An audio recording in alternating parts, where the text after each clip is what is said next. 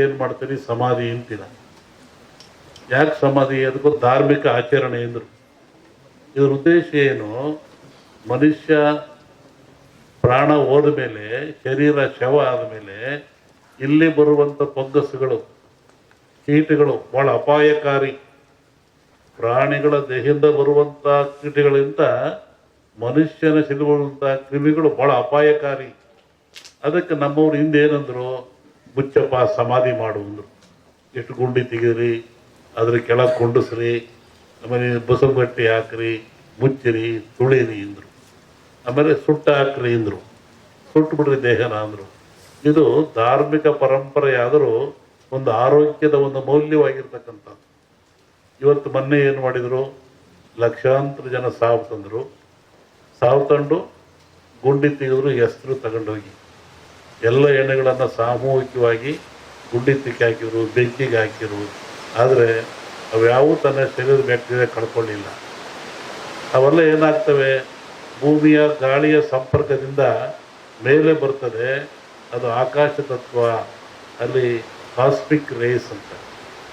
ಭೂಮಿಗೂ ಆಕಾಶಕ್ಕೂ ಒಂದು ಮಧ್ಯೆ ಒಂದು ಲೇಯರ್ ಇರ್ತದೆ, ಕಾಸ್ಮಿಕ್ ಲೇಯರ್. ಅಲ್ಲಿ ಎಲ್ಲ ಸಂಗ್ರಹ ಆಗ್ತದೆ.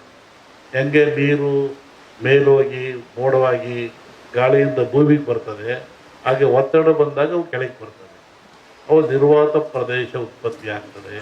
ಅವಾಗ ಮನುಷ್ಯನ ಮೇಲೆ ಅಟ್ಯಾಕ್ ಆಗ್ತವೆ. ಅವಾಗ ಮನುಷ್ಯ ಸಾಯ್ತಾನೆ. ಇದನ್ನು ನಾವೇ ಹಿಂದೂ ಇದೆ. ಇದು ಹೊಡಿತು ಅಂದರು, ನೆಲಪಟ್ಟು ಹೊಡಿತು ಅಂದರು. ಇದನ್ನೆಲ್ಲ ಅಂತಹ ಕ್ರಿಯೆ ಬರ್ತವೆ. ಅದಕ್ಕೆ ಎಚ್ಚರವಾಗಿರ್ರಿ, ಭಾಳ ಮುಖ್ಯವಾಗಿರಬೇಕು ಅಂತ. ಇನ್ನೂ ಅನೇಕ ಕ್ರಿಯೆ ತಗೊಂಡ್ರೆ ಎದರ ಅವಶ್ಯಕತೆ ಇಲ್ಲ. ಇದು ಪ್ರಾಣ ಕಳೆಯುವಂಥ ಕಾಯಿಲೆ ಅಲ್ಲ. ಮನುಷ್ಯ ಭೀತಿಗೊಳಪಟ್ಟು ಹೆದರಿ ಸಾವಿಗೊಳಪಡ್ತಾ ಇದ್ದಾನೆ. ಅದಕ್ಕೆ ಸಾಯ್ತಕ್ಕಂಥ ಎದುರಿಸಿಲ್ಲ. ಅದಕ್ಕೆ ತಕ್ಕನಾದ ಮೆಡಿಸಿನ್ಗಳು ಅಥವಾ ಸ್ವಚ್ಛತೆ ಕಾಪಾಡ್ಕೊಳ್ಳಿ, ಭಾಳ ಮುಖ್ಯವಾಗಿರ್ತಕ್ಕಂಥ. ಈ ಧಾರ್ಮಿಕ ಆಚರಣೆಗಳು ನೀವು ಒಬ್ಬರನ್ನೊಬ್ಬರು ಕಂಡ್ರೆ ಏನಂತೀರಾ, ಆರೋಗ್ಯವಾಗಿದ್ದೀರಾ ಅಂತ. ನೀವು ಕಾಗದ ಹಂಗಂತ ಬರೀತೀರ, ನಾವು ಆರೋಗ್ಯ, ನಿಮ್ಮ ಆರೋಗ್ಯ. ಏನು ಆರೋಗ್ಯ ಅಂದರೆ ಏನು? ದೇಹದ ಆರೋಗ್ಯವೇ, ಮನಸ್ಸಿನ ಆರೋಗ್ಯವೇ? ಏನು ಆರೋಗ್ಯ? ನೋಡ್ರಿ, ನಮ್ಮ ಜನ ಎಷ್ಟು ಬುದ್ಧಿವಂತರು. ಸನಾತನ ಕಾಲದ ಸಹಿತ ಒಂದು ಆರೋಗ್ಯವಾಗಿದ್ದೀರಾ, ಶರಣು ನಮಸ್ಕಾರ, ಆರೋಗ್ಯವಾಗಿದ್ದೀರಾ ಅಂತ. ಯಾವುದು ಆರೋಗ್ಯ? ಆರು ಯೋಗ್ಯವಾಗಿದ್ದಾವ. ಯಾವು? ಮನುಷ್ಯರ್ತಕ್ಕಂಥ 6 ಯೋಗ್ಯವಾಗಿದ್ದಾವು. ಚೆನ್ನಾಗಿಟ್ಕೊಂಡು ಚೆನ್ನಾಗಿರ್ತೀರ ಅಂತ. ಕಾಮ, ಕ್ರೋಧ, ಮೋಹ, ಮದ. ನಾನು ಜೀವನದಲ್ಲಿ ಮಠ ಬರ್ತಿಲ್ಲ. ಎದರ ಅನ್ನ ತಿಂದು ಇಲ್ಲಿಂದ ನಾನು ಭಕ್ತ ಬಂದು, ನಾನು ಭಕ್ತಿಯಿಂದ ಬಂದಿದ್ದೀನಿ, ಮಂತ್ರಿಯಾಗಿ ಬಂದಿಲ್ಲ, ಶಿಷ್ಯನಾಗಿ ಬಂದಿದ್ದೀನಿ ಅಂತ ಹೇಳಿದ್ರು. ಹಂಗೆ ಅವ್ರು ಒಳ್ಳೇದಾಗಲಿ, ಯಶಸ್ಸಾಗಲಿ ಅಂತ ಹಾರೈಸ್ತೀವಿ. ಸಂಕ್ರಾಂತಿ ಕಳೆದ ಮೇಲೆ ಒಂದು ಯೋಗ ಇದ್ದಂಗೆ ಕಾಣಿದೆ. ಇವರಿಗೆ ಅಂತಲ್ಲ, ರಾಜ್ಯ ಮಟ್ಟದಲ್ಲಿ ಒಂದು ಉನ್ನತ ಯೋಗ ಅವಕಾಶ ಇದೆ. ಹೋಗಿದ್ದಾರಲ್ಲ, ಅದು ರಾಜ್ಯದ ಮಟ್ಟದ್ದು. ನಿಮ್ಮ ರಾಜ್ಯದ ಮಟ್ಟಕ್ಕೆ ಸಂಕ್ರಾಂತಿ ಮೇಲೆ ರಾಜಕೀಯ ವಿಪ್ಲವ ಆಗೋ ಲಕ್ಷಣ ಇದೆ. ನಾನು ಮೊದಲೇ ಹೇಳಿದ್ದು, ಯುದ್ಧಗಳಾಗ್ತದೆ, ಜಲಪ್ರಳಯವಾಗ್ತದೆ, ವಾಯುಪ್ರಳಯ ಆಗ್ತದೆ, ಭೂಪ್ರಳಯವಾಗ್ತದೆ, ಎಲ್ಲ ಜನ ಸಾಯ್ತಾರೆ, ಆಕ್ಸಿಡೆಂಟ್ ಹೆಚ್ಚಾಗ್ತವೆ, ಮೇಘ ಸ್ಫೋಟ ಆಗ್ತದೆ ಅಂತ ಹೇಳಿದ್ದೆ ನಾನು. ಇನ್ನೂ ಒಂದು ಮೇಘ ಸ್ಫೋಟ ಆಗೋದ್ರಿದೆ. ಊಹಿಸಲಾರದ ಒಂದು ದುಃಖ ಈ ಭಾರತಕ್ಕೆ ಬರ್ತದೆ. ಪ್ರಕೃತಿದತ್ತವಾಗಿ ಆಗ್ತದೆ ಮೇಘ ಸ್ಫೋಟ. ಅದನ್ನು ಹೇಳಿದ್ದಲ್ಲ, ಮನೆಯಲ್ಲೂ ಹೇಳಿದ್ದೆ ನಾನು ಮನೆಯಲ್ಲಿ. ಒಟ್ಟಿಗೆ ಜನಜೀವನ ಅಸ್ಥಿರ. ಯಾವಾಗ ಮನೆಗೆ ಬರ್ತಾನೆ ಹೋಗ್ತಾನೆ ಅಂತ ಹೇಳೋದು ಕಷ್ಟ. ಅಸ್ಥಿರ ಇನ್ನೂ ಜಾಸ್ತಿ ಆಗ್ತದೆ. ಅದು ಅದರಲ್ಲಿ ಅರಸನಾಲಯಕ್ಕೆ ಕಾರ್ಮೋಡ ಕವಿದೀತು. ಅದು ರಾಜ್ಯಕ್ಕೂ ಇದೆ, ಸೆಂಟ್ರಲ್ಗೂ ಇದೆ. ಹಿಂದೆ ಹೇಳಿದ್ದು 2-3 ಜನ ಪ್ರೈಮ್ ಮಿನಿಸ್ಟರ್ ಕೊಲೆ ಆಗ್ತಾರೆ, ಸಾಯ್ತಾರೆ ಅಂತ. ಅದು ಆಗ್ತದೆ. ಸಂವತ್ಸರ ಪರದಲ್ಲಿ ಕಷ್ಟ, ಬಡ ಲಕ್ಷಣ. ದ್ವೇಷ, ಅಸೂಯೆ, ಈ ಮಧ್ಯೆ ಒಂದಿಬ್ಬರು ಬಲಿ ಆಗ್ತಾರೆ. ಹೇಳಿದ್ದಲ್ಲ, ಸಂಕ್ರಾಂತಿ ಮೇಲೆ ವಿಪ್ಲವ ಆಗೋ ಲಕ್ಷಣ ಇದೆ. ಇಲ್ಲ ಸರ್, ಸಿದ್ದರಾಮಯ್ಯಗೆ ತೊಂದರೆ ಇಲ್ಲ. ಮೂಡ ಬರುತ್ತೆ, ಮೂಡ ಹೋಗುತ್ತೆ ಅಷ್ಟೆ. ಏನು ಆಶೀರ್ವಾದ ಬಂದರೆ ಆಶೀರ್ವಾದ ಆಗ್ತದೆ. ಜಗತ್ತಿನ ಸುದ್ದಿ ಈಗಲೂ ಇದೆ. ಅವಾಗ ಸಂಕ್ರಾಂತಿ ಒಳಗೆ ಮೇಘ ಸ್ಫೋಟ ಅಂದಲ್ಲ, ರಾಜಕೀಯ ವಿಪ್ಲವ ಇನ್ನೊಂದು ಸತಿ ಥರ ಆಕ್ಸಿಡೆಂಟು ಆಗ ಲಕ್ಷಣ ಇದೆ. ಅದು ಹೇಳಿದೆ ಫ್ಲೋಟ್ ಮೇಘ ವಾಯು ಫ್ಲೈಟ್ದೆಲ್ಲ ಹೇಳಿದ್ದಲ್ಲ, ಫ್ಲೈಟ್ ಬಿತ್ತು, ಜನ ಸಾಯ್ತಾರೆ, ಮರಣ ಆಗ್ತದೆ, ಜಲಪ್ರಳಯವಾಗ್ತದೆ, ಸಮುದ್ರದಲ್ಲಿ ಆಗ್ತದೆ ಎಲ್ಲ ಹೇಳಿದ್ದಲ್ಲ ಆಗ್ತದೆ.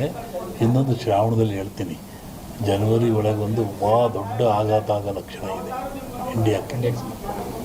ಸೂಳೆಯ ಮಗನುಟ್ಟಿ, ಇದನ್ನು ಇಟ್ಕೊಂಡಿರಲಿ, ಪರಿಹಾರ ಮುಂದೆ ಹೇಳ್ತೀನಿ. ಸೂಳೆಯ ಮಗನುಟ್ಟಿ ಆಳುವನು ಮುನಿಪುರವ, ಯುದ್ಧವಿಲ್ಲದ ಮಡಿಯೇ ಪುರವಲ್ಲ ಕೂಳಾದೀತು. ಇದು ಹಾಕ್ರಿ, ಇದು ರಿಸಲ್ಟ್ ಹೇಳ್ತೀನಿ, ಆಮೇಲೆ ಬಿಡಿಸಿ ಹೇಳ್ತೀನಿ ಅದನ್ನು ಏನು. ಇನ್ನೊಂದು, ಅಕಾಲದಲ್ಲಿ ಮಳೆ ಬಂದರೆ ಸಕಾಲದಲ್ಲಿ ಮಳೆಗೆ ತೊಂದರೆ ಆಗ್ತದೆ. ಮುಂದೆ ಬೇಕಾದಾಗ ಮಳೆ ಬರಲ್ಲ. ಈಗ ಬಂದುಬಿಡಿತಲ್ಲ, ಮುಂದೆ ಒಳ್ಳೆ ಬಿತ್ತನೆ ಕಾಲ, ಬೆಳೆ ಕಾಲ, ಬೇಕಾದಾಗ ಬರಲ್ಲ. ಅಕಾಲದಲ್ಲಿ ಮಳೆ ಬಂದರೆ ಸಕಾಲಿ ತೊಂದರೆ ಆಗ್ತದೆ. ಈ ಸರಿ ಅಂಥದ್ದು ಏನಿಲ್ಲ, ಸಮತೋಲನ ಆಗ್ತದೆ. ಇನ್ನೂ ಜಲಪ್ರಳಯ ಇದೆ, ರಾಜ್ಯದಲ್ಲಿ ಜಲಪ್ರಳಯ ಇದೆ. ಇಡೀ ಭಾರತ, ಜಗತ್ತಿಗೆ ಇದು. ಸಾಗರದಲ್ಲಿ ಒಂದು ಅಚ್ಚರಿಯ ಸಂಗತಿ ಕಾಣುತ್ತೆ. ಜಲಸ್ಫೋಟ ಅಂತ ಹೇಳಿದ್ದೆ ನಾನು, ಅಲ್ಲಿ ಒಂದು ಆಗ ಲಕ್ಷಣ ಇದೆ. ಈ ಎರಡು ಸೇರಿ ಆಗುತ್ತೆ, ಮನುಷ್ಯರೇ ಮಾಡೋದಲ್ಲಿ. ಕೆಲವೊಂದು ಹೇಳೋಕ್ಕೆ ಹೆದರಿಕೆ ಆಗುತ್ತೆ. ಪರಿಹಾರ ಏನೆಲ್ಲ ಭಗವಂತನ ಧ್ಯಾನ ಮಾಡಬೇಕು ಅಷ್ಟೇ. ಯಾವ ಪೂಜೆ ಪುರಸ್ಕಾರದಿಂದ ಏನು ಉಪಯೋಗ ಆಗಲ್ಲ.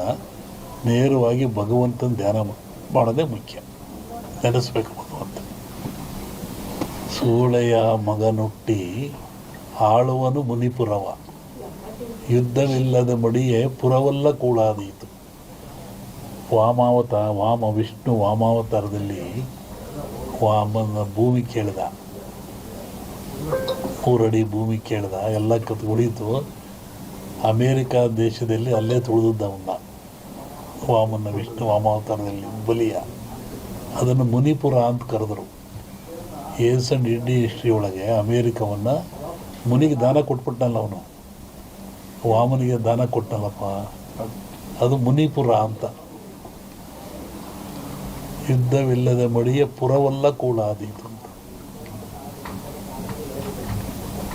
ಮುನಿಪುರ ಅಂದರೆ ಅಮೇರಿಕವನ್ನು ಮುನಿಪುರ ಅಂತ ಕರೀತಾರೆ. ಅದು ಅಮೇರಿಕ ಒಂದು ದೇಶದಾಗಿಲ್ಲ, ಎಲ್ಲರೂ ಸೇರ್ಕೊಂಡಿರೋದಲ್ಲಿ. ಶ್ರಾವಣದ ಮೇಲೆ ಹೇಳ್ತೀನಿ ಅದ್ರ ಬಗ್ಗೆ. ಹೇಳಿದ್ದೀನಿ, ಇನ್ನೂ ನೋಡ್ತಿರ್ಬೇಕಾರೆ. ಹಿಂದೆಲ್ಲ ಹೇಳಿದ್ನಲ್ಲ, ಮೊನ್ನೆ ಹೇಳಿದ, ಕೆಲವು ಮುಳುಗ್ತವೆ ದೇಶಗಳು, ಕೆಲವು ಹೇಳ್ತವೆ, ಹೊಸ ರಾಜ್ಯಗಳು ಉತ್ಪತ್ತಿ ಆಗ್ತವೆ ಅಂತ ಮೊನ್ನೆ ಹೇಳಿದ್ದೆ. ಮತ್ತು ಮದ್ದಿಲ್ಲದ ಕಾಯಿಲೆ ಬರುತ್ತೆ, 5 ವರ್ಷ ಇರುತ್ತೆ ಕಾಯಿಲೆ ಅದು. ಮತ್ತು ಕೊರೋನಾ ಬಂತು.